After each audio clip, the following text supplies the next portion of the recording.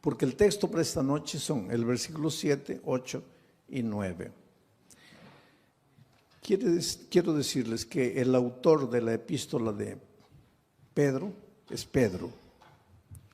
Algunos estudiosos de la Biblia no creen que Pedro fue el autor, porque Pedro habla de profunda teología profunda, pero era un simple pescador, un hombre tosco, pueblerino, yo diría un hombre casi ignorante. Y por eso es que muchos estudiosos de la Biblia dicen, ¿cómo es que un hombre así, sencillo, simple, sin mucha instrucción, un pescador inculto, cómo pudo haber escrito la epístola con un contenido teológico profundo? Es que la gente que a veces discute eso no conoce el poder transformador de Cristo. Yo conozco gente que aprendió a leer leyendo la Biblia y hoy día es gente culta, pero su primer paso fue la convivencia con Dios. Porque cuando Dios llega a tu vida no te transforma solo en la vida espiritual, te hace crecer intelectualmente, te hace crecer profesionalmente, te hace crecer en todas las áreas de la vida, inclusive financieramente. Pero tú no tienes que buscar a Jesús por causa del crecimiento profesional ni financiero, ¿no? Tienes que buscar a Cristo para transformar tu vida. Y cuando tú te dejas transformar por Jesucristo, pues Él termina la obra que ha empezado en ti, porque Él nunca comienza un trabajo y lo deja por la mitad, Él lo termina. Y ahora encontramos aquí un Pedro teólogo, cuando fue un simple pescador. Nunca estudió una facultad de teología, nunca hizo maestría, nunca hizo doctorado, y hoy día los doctores en teología gastan horas y horas para tratar de entender a Pedro. Y yo estoy analizando la epístola de Pedro. Ayer Pedro estaba hablando de la fe. Pedro decía así: no te preocupes con relación al día de tu salvación. Si te vas a salvar o te vas a perder, no te preocupes. Tú vas a ser protegido por la fe. La fe te va a proteger. Y anoche yo estaba explicando que la fe es la confianza que tú tienes en Dios. Cuando tú dices, yo tengo fe, estás diciendo, yo confío en Dios. La confianza en Dios. Pero para que tú puedas confiar en Dios, tienes que convivir con Dios. Porque tú no puedes confiar en alguien que no conoces. Y no puedes conocer a alguien con quien no convives. Ustedes no me conocen, pero mi hijo sí me conoce.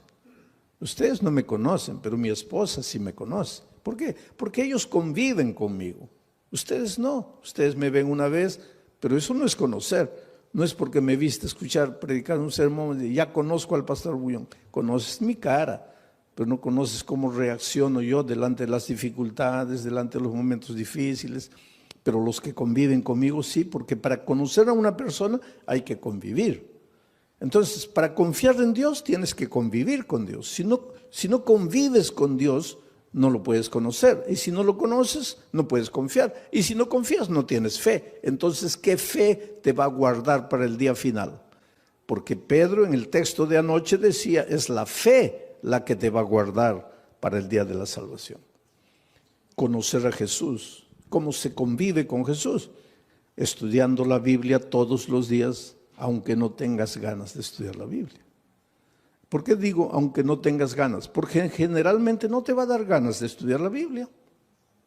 ¿Por qué? Porque tienes naturaleza pecaminosa, y a la naturaleza pecaminosa pues le gusta ir a la iglesia, cantar, emocionarse, escuchar un sermón y listo ya. Eso es lo que le gusta a la naturaleza pecaminosa, pero eso no es convivir con Dios. Si tú quieres convivir con Dios, tienes que estudiar la Biblia todos los días, aunque no tengas ganas de estudiar. Tienes que orar, aunque no tengas ganas de orar. Y tienes que buscar a una persona y traerla para Jesús, como hizo Claudia. Conoció el Evangelio, fue y trajo a Jesús y ahora tiene la alegría de verlo bautizado. Eso es lo que tienes que hacer. Entonces tu fe, esa confianza en Dios te va a guardar para el día final. Pero entonces ahora entramos al texto de hoy. Para que sometida a prueba vuestra fe. ¿Qué cosa es vuestra fe? Vuestro conocimiento de Dios, vuestra confianza en Dios. Quiere decir que tu fe va a ser sometida a prueba. Y va a ser sometida a prueba mucho más preciosa que el oro. Esto es interesante. Los mineros agarran el oro y lo ponen a altas temperaturas de fuego. ¿Para qué? El oro es colocado a tan altas temperaturas de fuego que el oro se vuelve líquido, comienza a hervir el oro. De tanto calor comienza a hervir el oro. Y entonces le echan algunas mezclas químicas para que toda la escoria vaya saliendo. Y sale toda la escoria y se queda el oro puro. Y cuanto más fuego le ponen al oro, más puro se queda el oro. Por eso ustedes han escuchado hablar de oro 18 quilates, 22 quilates. Eso es pureza del oro. Y el oro más puro es el oro que ha sido más quemado. Ahora es interesante, porque si le colocamos fuego a este púlpito, el fuego lo quema. Pero si le colocamos fuego al oro, el fuego lo purifica al oro. Destruye al púlpito, pero purifica al oro. Ahora dice el texto bíblico de Pedro que el fuego es la prueba, son las pruebas de la vida. Dios manda, Dios, no voy a decir manda, Dios permite que las pruebas lleguen a tu vida. Estoy diciendo Dios permite, no Dios manda, Dios permite. Porque te voy a decir una cosa, y entiende bien esto. ¿Qué cosa es prueba? Todo lo que te hace sufrir, lo que te hace llorar, lo que te aflige, pérdida del empleo, tu hijo se enferma, tu mamá muere, tu esposo te abandona.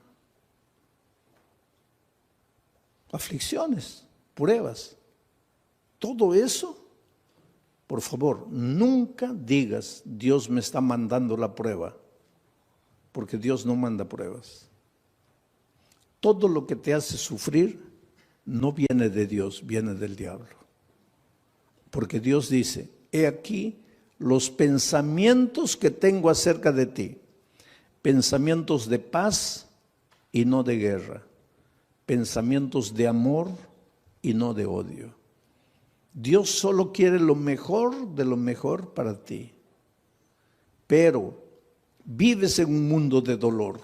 Hasta que Cristo venga, estamos peregrinando en el desierto del dolor de esta vida. Y muchas veces quien nos manda el sufrimiento, el dolor, es el diablo. ¿Y por qué te hace sufrir el diablo? Esto es interesante y esta noche vas a entender. ¿Por qué el diablo te hace sufrir? Tú no le has hecho nada al diablo. ¿Por qué te hace sufrir? Porque Él es el origen de la enfermedad, Él es el origen de los accidentes, Él es el origen de las tragedias. Todo lo que te va mal en la vida es porque Él está por detrás de eso. Pero ¿por qué te hace sufrir si tú no le has hecho nada al diablo? Ahora te voy a explicar. Es que el enemigo del diablo no eres tú, es Jesús. Él quiere derrotar a Jesús. ¿Te acuerdas en el cielo? El diablo se levantó queriendo usurpar el lugar de Jesús. Hubo una pelea en el cielo, dice Apocalipsis, hubo una batalla, el diablo perdió y fue expulsado del cielo. Pero cuando el diablo salió del cielo, déjame imaginar esta escena. El diablo estaba saliendo y miró y le dijo a Jesús, está bien, me venciste una vez, pero la pelea no está acabada.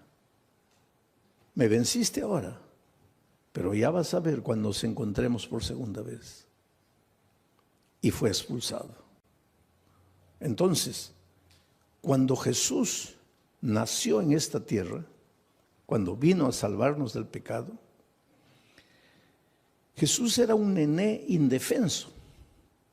Y el diablo dijo, ahora sí, no lo pude derrotar en el cielo, pero ahora como un niño yo lo agarro y lo mato. Y miren lo que el diablo hizo. ¿Vino a matarlo personalmente? No, porque el diablo es cobarde. El diablo nunca muestra la cara. ¿Qué hizo el diablo para matar a Jesús? Se metió al corazón del rey Herodes. Firmó un decreto de muerte para mandar matar a todos los niños menores de 2 años. Y cuando Herodes firmó el decreto de muerte, ahí el diablo dijo, ahora sí, lo voy a matar. De esta no se salva. Pero esa misma noche, el Espíritu de Dios se presentó a José y le dijo, toma al niño y a su madre y vete a Egipto, porque lo van a matar. Y cuando José huyó para Egipto, el diablo se quedó mordiendo los labios de rabia. Y dijo, me venciste por segunda vez. Después, cuando Jesús comenzó su ministerio, antes de comenzar su ministerio, se fue al desierto a ayunar 40 días, ¿te acuerdas? 40 días sin comer, pues Jesús estaba debilitado, flaco. Ahí el diablo pensó, ahora lo agarro. No lo gané, no lo derroté en el cielo, no lo derroté cuando era niño, pero ahora lo agarro, está debilitado, 40 días sin comer, lo agarro. Y vino como diablo, no, porque el diablo nunca muestra la cara, se disfrazó de ángel de luz y trató de engañarlo, pero no pudo, porque Jesús conocía la palabra de Dios. Y entonces derrotó al diablo por tercera vez, 3-0, ya era casi goleada. Pero entonces el diablo esperó, dijo, la cuarta es la vencida. Y hubo una cuarta. Cuando el diablo se metió al corazón de los soldados, porque ya les dije, el diablo nunca muestra la cara, y los soldados prendieron a Jesús y lo llevaron al Calvario y lo clavaron. Y cuando Jesús murió, ahí sí el diablo dio una carcajada. Dijo, ahora sí lo vencí, lo acabé. Lo acabé. Al tercer día Jesús resucitó.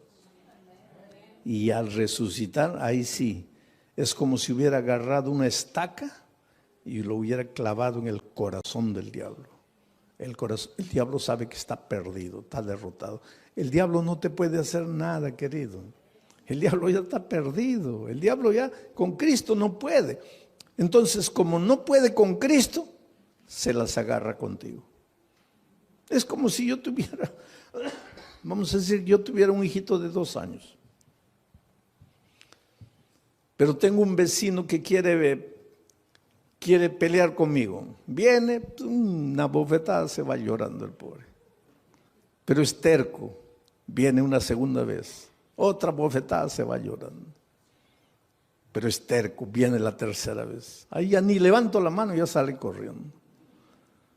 Entonces llega a una conclusión mi vecino, no, con este no puedo, este fuerte.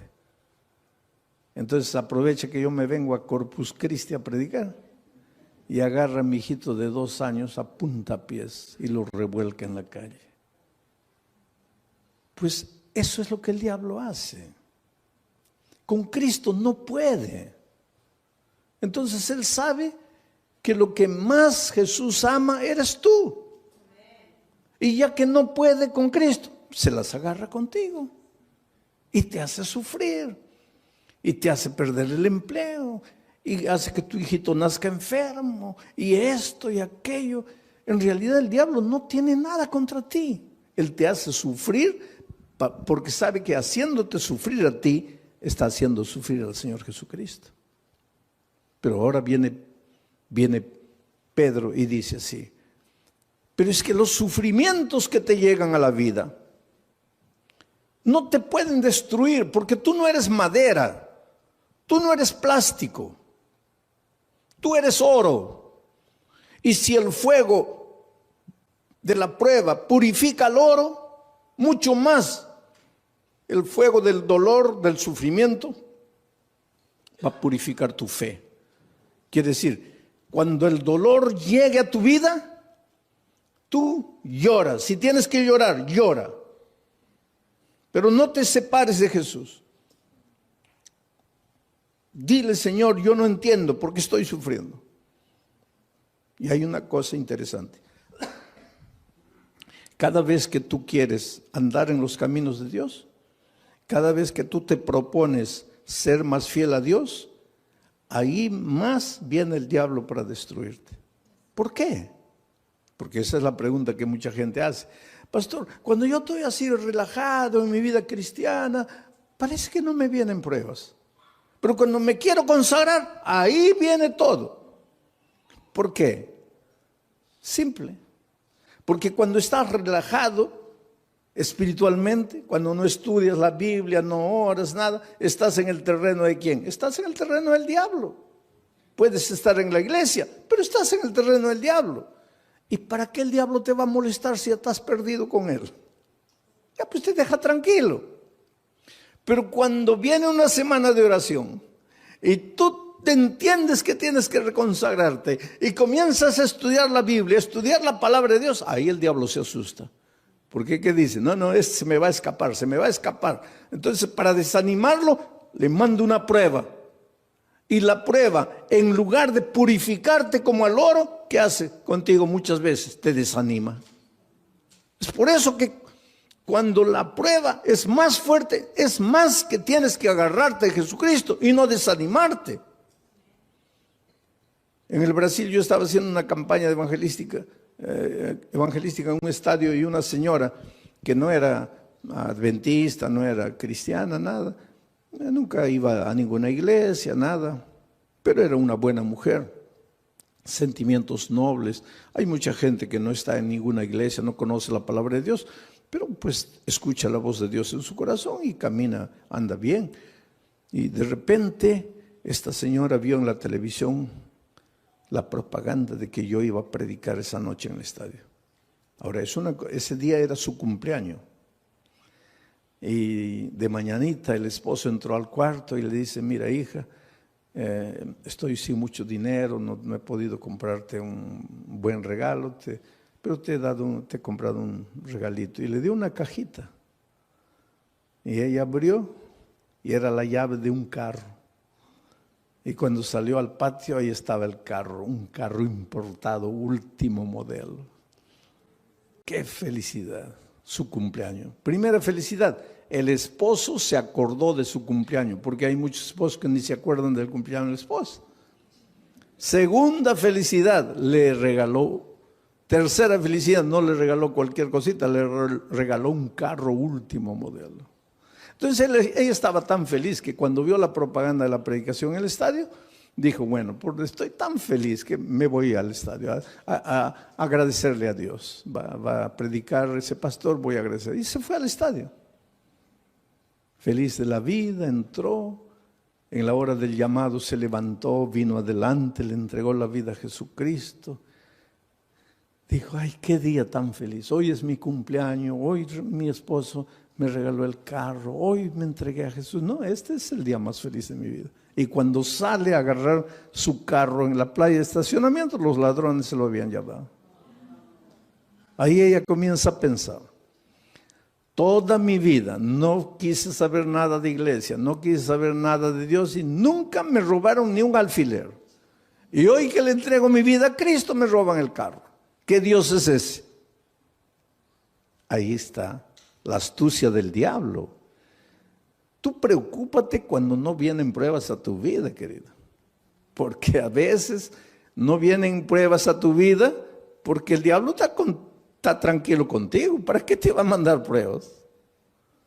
Pero atrévete a entregarte al Señor Jesús, a caminar en sus caminos, que ahí viene el diablo con todo para desanimarte. Ahora vamos al texto bíblico una vez más. Para que sometida a prueba vuestra fe, sí, porque tu fe tiene que ser sometida, porque una cosa es, sí, yo creo, yo creo, eso no es fe. Eso no es fe. Por eso es que el creer siempre viene acompañado del bautismo. El texto de Marcos 16, 16 dice, el que creyere y fuere bautizado, este será salvo. El problema es el idioma, porque en español creer y ser bautizado son dos cosas. Pero es que Marcos no escribió ese versículo en español, porque Marcos no hablaba español. Marcos escribió ese versículo en griego, el idioma que él hablaba. Y en griego no son dos conceptos, el que creyere y fuere bautizado, no. Es un solo concepto, el que creyere siendo bautizado. O sea, en griego, creer no es solo mover la cabeza, no es solo teoría. El creer intelectual viene acompañado del creer práctico. Si tú crees, te bautizas. Si no te bautizas, es porque tu creer se quedó en la teoría. Y ese creer teórico no te salva. Te voy a hacer pensar un poco. El otro día una señora me preguntó, pastor, ¿el diablo es ateo? A ver, ¿qué piensan ustedes? ¿El diablo es ateo? No, el diablo no es ateo, querido. Y Santiago explica eso. Dice, ¿tú crees en Dios? Haces bien. Pero el diablo también cree. Y no solo cree. ¿Qué más hace? Tiembla. Ahora, si el diablo cree y tiembla, ¿por qué no se va a salvar? Porque su creer es teórico. Su creer no es práctico. Entonces, mucha gente hoy, muchos cristianos, sí, yo creo, bautízate. No, bautismo no, pero yo creo. Eso no existe.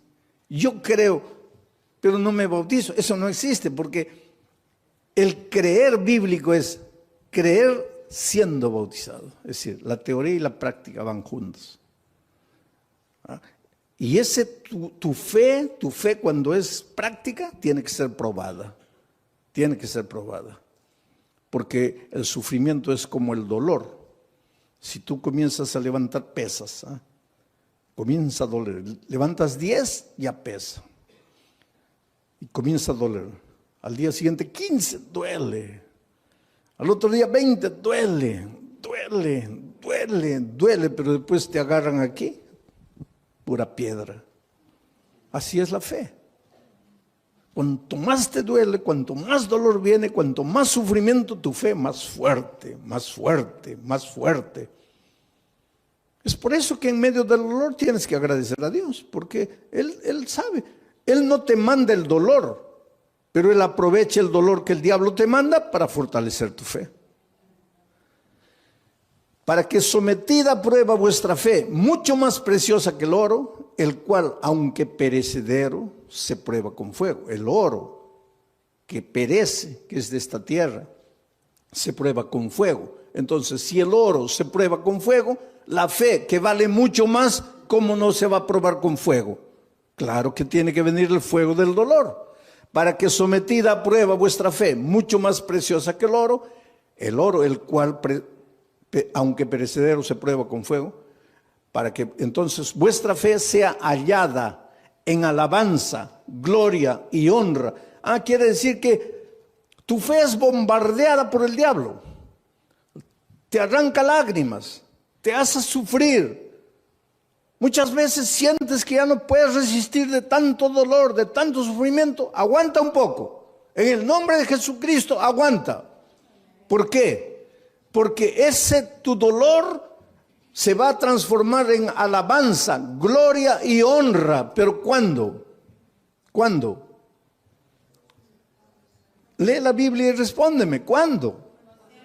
Cuando Cristo venga. Ahora me vas a decir, pastor, pero cuando Cristo venga todavía, yo preferiría ahora. Pues eso es lo que mucha gente hace.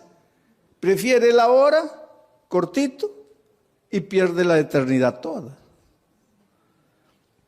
Yo cuando era chico, íbamos a salir de vacaciones, las pocas, tal vez la única vacación que salí con mi padre, mis hermanos. Íbamos a viajar a un lugar donde no había dentista, no había nada. y me comenzó a doler el diente. Y mi padre me dice, mira, antes de salir vamos a arrancar el diente. Yo soy de aquellos tiempos en que dolía el diente, arrancaba. Hoy día no, eso es un crimen. El diente te duele, hay que restaurarlo. Pero yo soy de los tiempos, dolía, arranca, dolía, arranca. Había muchachitos de 20 años que ya no tenían un diente todo arrancado porque comenzaba a doler, arrancaban. ¿Cómo ha progresado la odontología también hoy día? Es un asesinato arrancar un diente. Pero pues mi padre me dice, oye, vamos a arrancar el diente porque... No, pero me va a doler. ¿Cuánto te va a doler? Te va a doler un día. Pero vas a disfrutar de las vacaciones. No. Oye, vamos a ir a un lugar donde no hay dentista. Vamos a arrancar el diente. No, que no. Fuimos de vacaciones. Y el dolor aumentó, y aumentó, y aumentó. Se me arruinaron las vacaciones. Todo el mes llorando dolor. Y ahí mi padre me decía, yo no te dije. Mejor sufre un día y disfrutas de 30 días de alegría. Ahora, tú preferiste el día de gozo y 30 días de sufrimiento. Entonces la vida cristiana es igualita, querido. En este mundo vas a encontrar dificultades, especialmente si quieres seguir a Jesucristo, porque el diablo es astuto.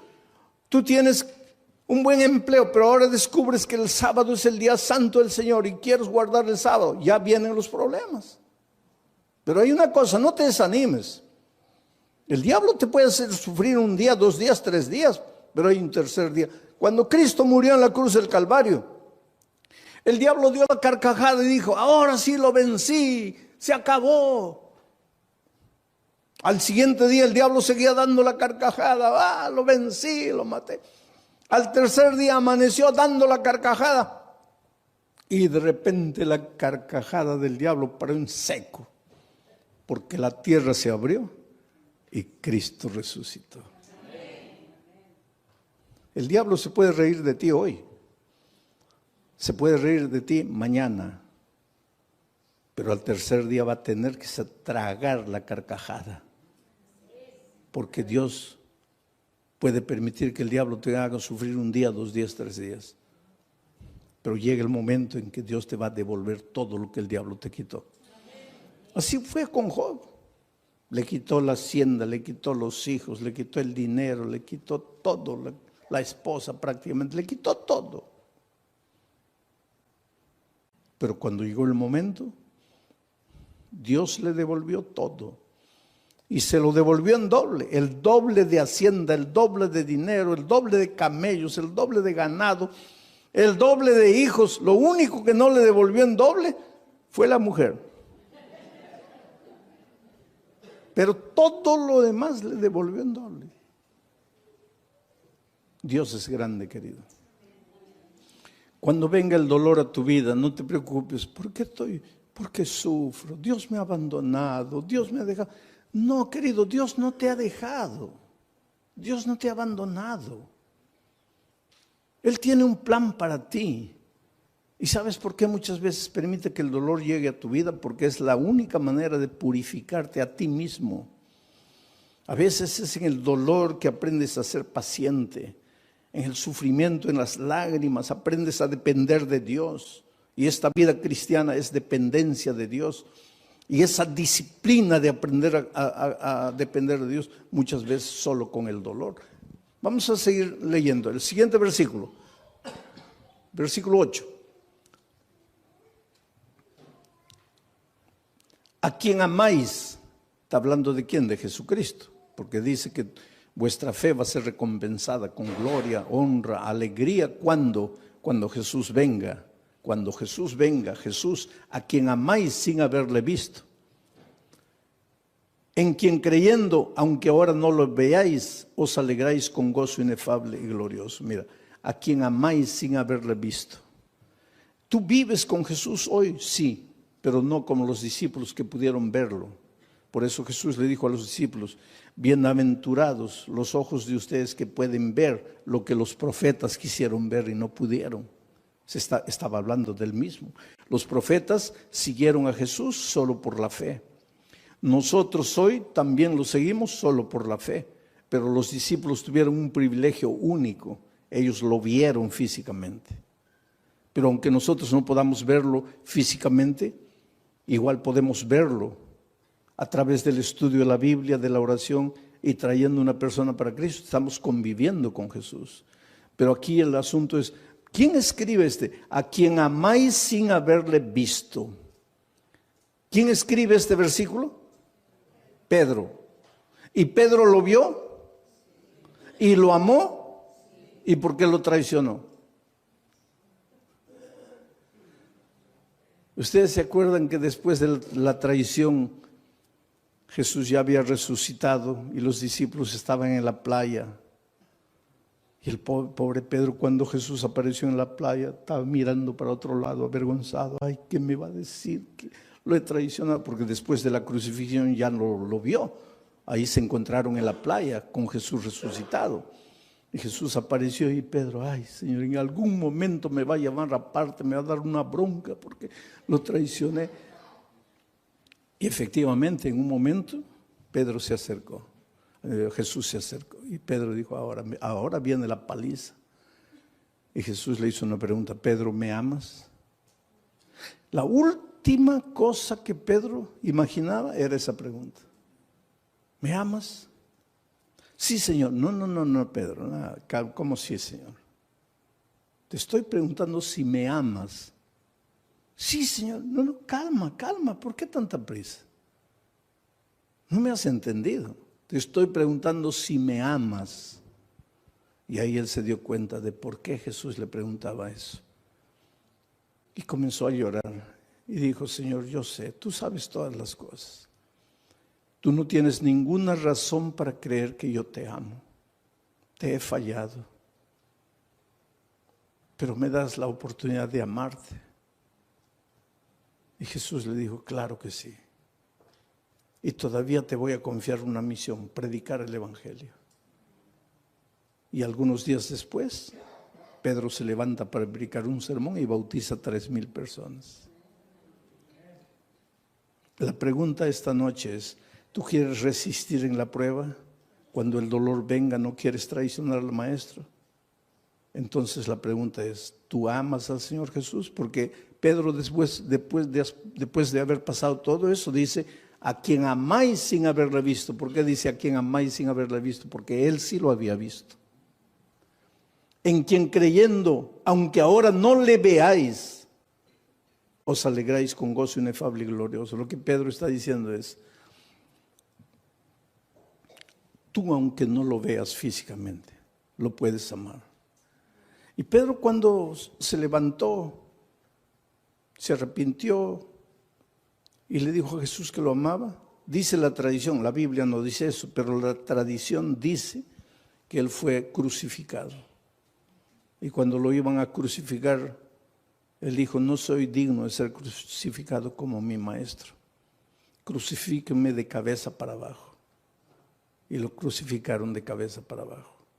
No hay prueba bíblica para decir eso, pero la tradición dice, sea como fuere, sabemos una cosa. Después de transformado por el poder de Dios, él ya no tuvo miedo de morir por Dios. Oh, querido, Dios tiene un plan muy, muy bonito para tu vida. Las tristezas y dolores que llegan a tu vida tienen sentido, pero tienen sentido cuando tienes fe. Hace muchos años atrás, en la ciudad de San Pablo, los jóvenes de una iglesia fueron a participar de un congreso en el sur del país. 40 jóvenes, miembros del coro de la iglesia. Y el sábado en la noche, terminado el congreso, regresaban para San Pablo. Y el ómnibus se chocó. Sabe que los jóvenes venían cantando himnos, los himnos del coro. Venían cantando en el ómnibus y el ómnibus se chocó contra un camión cargado de fierro de construcción. Y el fierro los atravesó, así los hizo como los peruanos me van a entender, como anticuchos, ¿no? Los atravesó. 22 jóvenes murieron. Al día siguiente los periódicos publicaron una noticia. Y un periódico atrevido publicó así: ¿dónde estaba Dios cuando sus hijos cantaban? ¿Por qué no los cuidó? Es que el dolor es un misterio, ¿sabes? Tal vez en este momento tú te preguntes, ¿dónde estaba Dios cuando mi hijito de 3 años murió? ¿Qué culpa tenía mi hijito para morir como murió de leucemia? ¿Qué mal había hecho? Es que no necesitas hacer mal para sufrir. El diablo se deleita en hacerte sufrir. Pero el dolor es como el fuego sobre el oro, o te purifica o te destruye. Interesante que entre esos jóvenes que habían muerto, había una chica que hace 6 meses había sido bautizada, contra la voluntad de sus padres. Ella tenía 22 años, una joven. El día que se bautizó, el padre le dijo: mira, olvídate que yo soy tu padre, que tú eres mi hija. Lo peor que podría haberme sucedido en la vida es que tú traicionaras la fe de tus padres, de tus abuelos, de tus bisabuelos.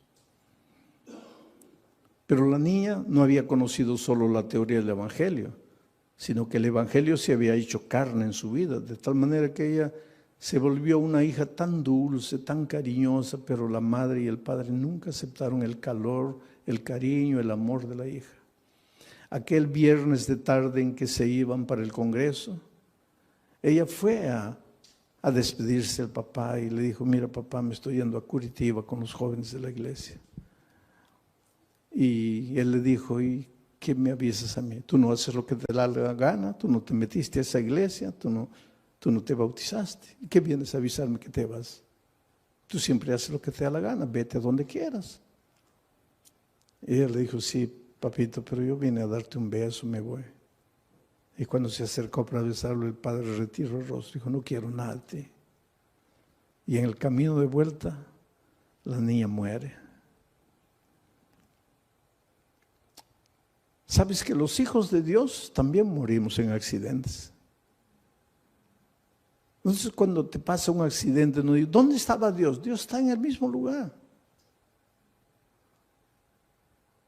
Jesús dijo que cuando la lluvia cae, moja a los justos y a los injustos. Y cuando el sol sale, alumbra a los justos y a los injustos. Estamos en un mundo de dolor. Ese padre hizo tanto escándalo en la iglesia, ¿sabes? El día del sepultamiento, 22 cajones estaban ahí. Y mientras sepultaban a los jóvenes sobrevivientes que habían salido del accidente, cantaban. Sus amigos estaban siendo enterrados y ellos cantaban, lloraban. Las lágrimas caían, pero cantaban. Lloraban porque tenían tristeza. Cantaban porque tenían esperanza. Es que los seres humanos que aprendemos a confiar en Cristo, somos capaces de cantar en medio del dolor. Mientras que el padre estaba destruido ahí, ¿sabes? Y cuando llegó el momento de bajar el cajón de la hija, él se arrojó y decía: entiérrenme con ella, quiero morir. Y abrazando al cajón le decía: mira hijita, el viernes me quisiste dar un beso y yo no sabía que era el último beso y te rechacé. Por favor, perdóname. Quiero morir, quiero morir, quiero morir. Fue una escena triste, dramática, cuando sacaron al padre, terminó el entierro, todos se fueron. El hombre se quedó solito junto a la tumba de su hija. Y la mejor amiga de su hija, que salió viva del accidente, que fue justamente la que la llevó al Evangelio, al conocimiento de la palabra de Dios, Ya cuando se estaba yendo, volteó y vio que el papá de su amiga estaba ahí junto a la tumba y dijo, voy a volver. Yo sé que él no quiere hablar con nadie, pero voy a volver. Y volvió. Y se paró junto a él. Y él la miró, ¿qué quieres? Le dijo, mire, su hija va a resucitar. ¿Qué? Su hija va a resucitar. ¿Cómo va a resucitar? Porque la palabra de Dios dice, y te voy a leer aquí, porque él le había dicho, yo no entiendo, yo no los entiendo a ustedes, ustedes son locos. Yo estoy aquí destrozado, mi hija muerta, y ustedes cantando, ustedes son locos, ustedes no tienen sentimiento. Y pues la chica le dice, sí señor, pero usted se dio cuenta que nosotros no solo cantábamos, también llorábamos. Llorábamos porque nos da tristeza que nos estamos despidiendo en esta vida. Pero cantábamos porque tenemos la esperanza, porque su hija va a resucitar y yo la voy a abrazar a mi amiga. Pero ¿cómo va a resucitar? Y entonces la hija agarró el texto bíblico y le dice, aquí está, cuando suene la trompeta, los muertos en Cristo resucitarán primero. Su hija va a resucitar porque murió en Cristo. Y ese hombre que estaba derrotado abrió los ojos así, dice, ¿quiere decir que mi hija va a resucitar? Sí, Señor. ¿Quiere decir que yo la voy a poder ver? No sé, Señor. ¿Cómo no sabe? No dice que va a resucitar. Va a resucitar. Pero entonces la voy a ver. Ahí no sé. ¿Pero cómo no sabes? Porque dice, los muertos en Cristo. Mi pregunta es, ¿usted está en Cristo? Si usted está en Cristo, la va a ver, la va a abrazar, va a vivir eternamente con ella. Pero si usted no está en Cristo, ¿y qué hago para estar en Cristo? Porque yo quiero abrazar a mi hija. Y ella le dijo, abra su corazón aquí, dígale que ama a Jesús, que quiere caminar con Él, que quiere estudiar su palabra. Y tú sabes que ese hombre se bautizó, la esposa se bautizó, los hijos se bautizaron. Yo solo imagino el día de la resurrección, cuando la niña resucite, transformada para vida eterna. Y vea venir a abrazarla a su padre, a su madre, a sus hermanos, todos vestidos de vestiduras blancas y corona de justicia en la cabeza. Y la hija diga, ustedes que me persiguieron, que me maltrataron por causa de la fe, ustedes están. Y el padre les diga, hija, tal vez si tú no hubieras muerto, nosotros nunca nos hubiéramos rendido a Jesús. El dolor no llega sin motivo. El dolor tiene un motivo. El dolor llega para purificarte, a veces llega para sacudirte, para hacerte pensar. Por eso la Biblia dice, hoy es el día de buena nueva, hoy es el día de salvación. Y por eso te voy a hacer una invitación. Esta invitación no es para los miembros de iglesia bautizados, porque ustedes un día pues ya se levantaron, ya fueron adelante entregándole la vida a Cristo. Esta invitación es para ti, querido, que estás estudiando la palabra de Dios, estás conociendo el Evangelio. Esta noche has recibido la invitación de un amigo, de un vecino, de un compañero de trabajo, de un pariente, y has venido esta noche. Pero esta noche quieres decirle, Señor Jesús, yo quiero amarte. Yo te entrego mi vida, yo quiero estudiar más tu palabra. Yo quiero conocer el Evangelio. Yo quiero prepararme para ir al cielo cuando tú vengas.